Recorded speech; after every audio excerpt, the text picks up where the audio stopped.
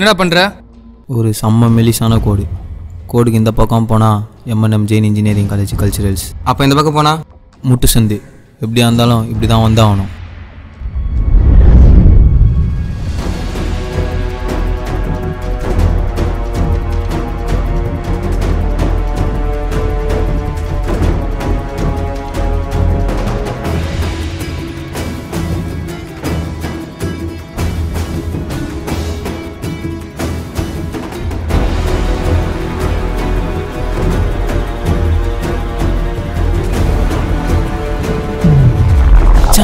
Matter தெரியுமாடா உனக்கு? நம்ம காலேஜுக்கு போஸ்டர் அப்படியே மச்சான்.